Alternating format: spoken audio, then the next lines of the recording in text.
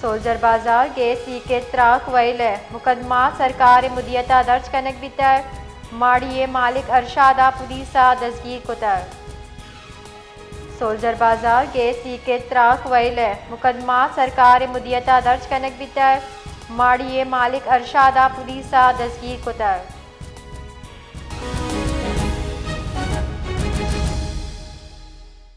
جی جواد تفصیلات سے آگاہ کیجیے۔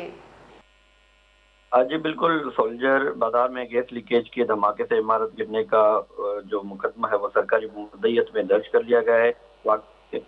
پولیس کے مطابق مقدمہ جو ہے وہ سولجر بازار تھانے میں قتل بالسبب عمارت کی تعمیر میں غفلت برتنے، املاک کو نقصان پہنچانے سمیت دیگر دفعات کے تحت درج کیا گیا ہے۔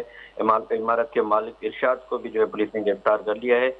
ایف آئی آر کے مطابق غیر قانونی طور پر 40 گز پر گراؤنڈ پلس 3 عمارت قائم کی گئی تھی۔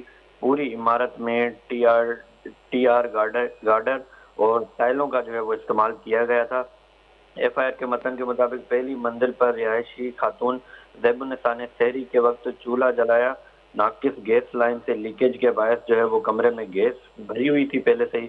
ماچس جلتے ہی آگ لگی اور دھماکہ ہوا۔ دھماکے کے باعث جو ہے 3 منزلہ عمارت اور اس کے سارے جو کمرے ہیں وہ زمین بوس ہو گئے اور حادثے میں جو ہے 16 افراد جاں بحق ہوئے جبکہ 14 افراد جو ہے وہ زخمی ہیں۔ ایف آئی آر میں بتایا گیا کہ بم ڈسپوزل اسکواڈ کی رپورٹ کے مطابق عمارت میں ناقص گیس پائپ لائن لیکیج ہوئی اور کمرے میں گیس بھر گئی۔ ماچس جلانے سے دھماکہ ہوا تھا۔